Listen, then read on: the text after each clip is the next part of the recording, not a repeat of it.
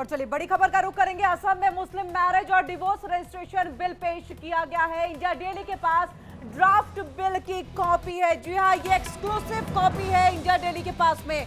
मुस्लिम शादी का रजिस्ट्रेशन अब काजी नहीं सरकार करेगी।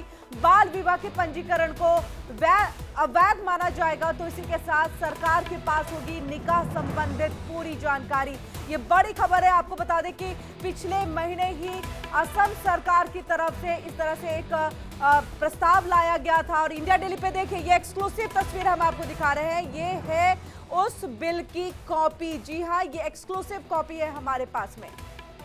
और ज्यादा जानकारी के लिए हम सीधे रुख कर लेते हैं हमारे लीगल एडिटर आशीष सिन्हा का। आशीष, आपसे हम जानना चाहेंगे क्योंकि पिछले महीने ही इसको लेकर के एक प्रस्ताव लाया गया था, मंत्रिमंडल से मंजूरी दे दी गई थी। अब विधेयक के तौर पे इसे पेश करते हुए कानूनी अमली जामा जो है वो पहनाया जाएगा। नहीं, देखिए 2 दिन पहले ही इसे कैबिनेट से जो थी वो मंजूरी दी गई थी और ये तय था कि आज के दिन इसे विधानसभा में पेश किया जाएगा। ठीक वैसा ही हुआ, इस बिल को विधानसभा में पेश किया गया।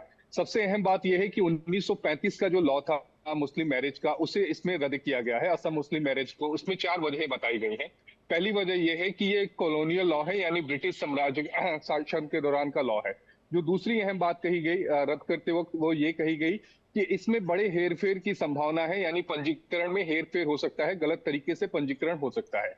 तीसरा जो एग्जिस्ट लॉ था, यानी 1935 का लॉ था, उसमें यह भी था कि बाल विवाह के जो मामले हैं वो लगातार बढ़ रहे थे। चौथी बात उसमें ये कही गई है कि उसे रद्द करने को लेकर कि इसमें जबरन बाल विवाह की जो संभावना है वो भी बनी हुई थी। तो ये 4 अहम वजह बताई गई हैं जिसमें 1935 के लॉ को खत्म करने की बात कही गई है। जो नया लॉ है उसमें 2 अहम बातें कही गई हैं। पहला ये है कि अब जो सरकार है वो रजिस्ट्रेशन करेगी, काजी नहीं करेंगे। दरअसल असम में 94 ऐसे काजी हैं जिनके पास ये अधिकार था कि वो शादी विवाह जो थी उसके रजिस्ट्रेशन करते थे, मुस्लिम शादी विवाह के रजिस्ट्रेशन करते थे। जो दूसरी अहम बात यह है कि अब इसमें जो मैरिज की जो एज है वो 18 ईयर्स है, क्योंकि जो इस्लामिक लॉ जो है उसके मुताबिक 15 साल से ऊपर की जो बच्चियां हैं उनकी शादी हो सकती थी। लेकिन इसमें ये साफ कहा गया है कि 18 साल से कम की बच्चियों की जो शादी है वो नहीं होगी, लड़कियों की, और अगर ऐसा कोई करता है तो वो उल्लंघन है। इतना ही नहीं, जो पिछले दिनों जो रजिस्ट्रेशन हुए हैं 18 से कम साल की लड़कियों के, उसको लेकर भी सरकार जो है आने वाले समय में कार्रवाई करेगी कि बाल विवाह कैसे किया गया, क्यों किया गया और उसके पीछे की वजहें क्या थी। यानी जो ये सारे रिकॉर्ड्स हैं अभी तक के जो 94 काजियों के पास है असम के, उन सारे रिकॉर्ड्स को जो सरकार है वो टेक ओवर करेगी जैसे ही ये बिल जो है वो विधानसभा में पारित होता है। और उसके बाद राज्यपाल की इस पे मुहर लगती है, तो उसके बाद सरकार जो है वो सारे रजिस्ट्रेशन की जो भी प्रक्रिया अभी तक हुई थी वो अपने पास रखेगी। और उसके बाद आने वाले समय में कोई भी रजिस्ट्रेशन अगर होगा तो वो सरकार के ही माफिक होगा और कोई दूसरी तरीके से, यानी काजी के जरिए रजिस्ट्रेशन जो अब तक होता रहा है वो नहीं होगा। जी आशीष, हमने देखा है इस बार आरोप प्रत्यारोप का दौर भी चला है। लगातार जो मुस्लिम समुदाय हैं उनके जो काजी है या उनकी तरफ से तमाम बयान जो है वो सामने भी आए हैं। कई विधायकों के भी बयान सामने आए हैं कि इस तरह से समुदाय में बांटने की कोशिश हो रही है, जो हर बार आरोप लगता भी रहा है। आपसे ये समझना चाहेंगे, कह रहे हैं कि ये जो विधेयक पेश हुआ है इसे कानूनी अमली जामा पहनाया जा रहा है, हम नहीं मानेंगे। क्या मुस्लिम समुदाय के पास में इसको लेकर के कोई कानूनी ऑप्शन भी बचता है? नहीं, कानूनी विकल्प तो उनके पास है ही। हाई कोर्ट का विकल्प है और उसके पास सुप्रीम कोर्ट का विकल्प है। 2 विकल्प उनके पास खुले हुए हैं। जैसे ही ये विधेयक का कानून का रूप लेता है वो चाहे तो इस विधेयक को चुनौती दे सकते हैं। लेकिन इस बात को इस तरह से समझिए आप कि यूसीसी को लेकर ये एक बड़ा कदम है, क्योंकि यूसीसी जो है समान नागरिक संहिता, वो बीजेपी का हमेशा मैनिफेस्टो में रहा है कि वो देश भर में लागू करना चाहती है। उसी के कवायद के रूप में इसे देखा जा रहा है और यही वजह है कि जो मुस्लिम संगठन है वो इसका विरोध कर रहे हैं और कह रहे हैं कि हम इसे असम में लागू नहीं होने देंगे। लेकिन अगर एक बार विधानसभा से कोई भी बिल जो है वो पास हो जाता है और राज्यपाल की मंजूरी मिल जाती है तो वो लॉ हो जाता है। आप उसको मानने के लिए बाध्य होंगे जब तक कि हाई कोर्ट या फिर सुप्रीम कोर्ट इस पूरे मामले में कोई स्टे ना दे दे या लॉ को रद्द ना कर दे।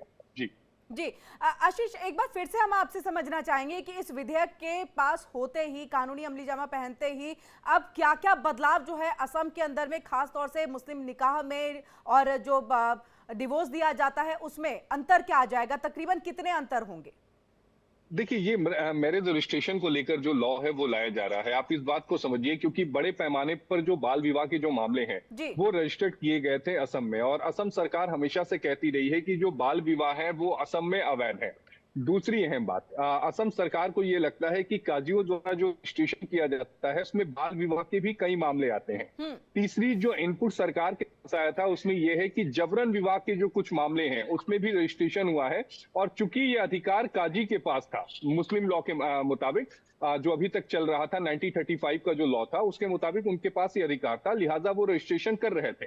ये सारी जो खामियां थी उसी को दूर करने के लिए सरकार जो है वो एक लॉ लेकर आ रही है। हालांकि विधानसभा में आज पेश किया गया है, अब देखना ये होगा कि क्या सरकार इस पर चर्चा करना चाहेगी या फिर सरकार इस पर डायरेक्ट वोटिंग जो है वो कल करना चाहेगी। जी, बहुत बहुत शुक्रिया आशीष तमाम जानकारी हम तक यहाँ पर पहुंचाने के लिए। तो इसी के साथ ये बिल जिस तरह से आज आया, पेश हुआ, पास हुआ, अब इसके बाद इसको कानूनी अमली जामा जो है वो पहनाया जा रहा है। मुस्लिम समुदाय इसका विरोध करते हुए नजर आ रहे हैं, लेकिन क्या है ये पूरा मामला, क्या है ये विधेयक और क्यों इसको पास किया गया है, पीछे क्या है इसकी तस्वीर, वो सब दिखाते हैं आपको इस रिपोर्ट के जरिए।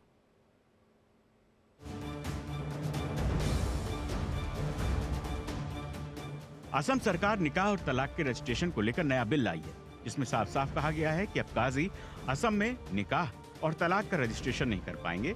ये रजिस्ट्रेशन अब सरकार करेगी। देखिए, असम मुस्लिम मैरिज एक्ट में साइल मैरिज को इजाजत देता था, तो हमने ये स्क्रैप करके ऑर्डिनेंस लाए थे। अभी वो ऑर्डिनेंस को हम बिल बनाऊंगा और नया एक कानून आएगा, जिस कानून का आधार में मुस्लिम रजिस्ट्रेशन अभी सरकार का घर में होगा और जो कानूनन जो एज बार है 18 एंड 21 उसी हिसाब में उसका रजिस्ट्रेशन होगा। सो पुराना कानून भी रद्द होगा और नया कानून बनेगा मुस्लिम रजिस्ट्रेशन का ऊपर। असम सरकार इस अध्यादेश को 1 महीने पहले लेकर आई थी, लेकिन अब वो इसे बिल का रूप दे चुकी है, इसीलिए इसे अब विधानसभा में पेश किया जाएगा। असम में अभी तक 94 काजी निकाह और तलाक का पंजीकरण करते थे, अब जिला के अधिकारी उनसे ये रजिस्टर वापस ले लेंगे। सरकार ने 90 साल पुराने अंग्रेजों के कानून को रद्द करने के पीछे वजह बताई है कि इससे न केवल बाल विवाह पर लगाम लग सकेगी, साथ ही निकाह और तलाक के सारे डेटा सरकार के पास होंगे। लेकिन अब मुस्लिम समाज इस बिल का विरोध कर रहा है। मुख्यमंत्री का सीधा सीधा नजरिया ये है कि जो इस्लामी और शरई वसूल हैं उनको ख़त्म किया जाए और इसी बहाने मुसलमानों को परेशान हिरासा किया जाए। चलिए खबरों में आगे बढ़ते हैं। नोएडा के फेलिक्स हॉस्पिटल और नोएडा एम्प्लॉयज एसोसिएशन के संयुक्त प्रयास से आज इंदिरा गांधी कला केंद्र सेक्टर 6 नोएडा में फ्री हेल्थ कैंप और डॉक्टर टॉक कैंसर जागरूकता का आयोजन किया गया है। शिविर का उद्घाटन नोएडा प्राधिकरण के सीईओ डॉक्टर लोकेश एम ने किया है। शिविर में नोएडा प्राधिकरण के लगभग 380 कर्मचारियों की जांच की गई है। तो वहीं शिविर में फेलिक्स हॉस्पिटल के चेयरमैन डॉक्टर डी.के. गुप्ता के साथ साथ अस्पताल के मैनेजिंग एडिटर डॉक्टर रश्मि गुप्ता और विभिन्न विशेषज्ञ डॉक्टरों की ओर से मुफ्त परामर्श की सेवाएं भी प्रदान की गई।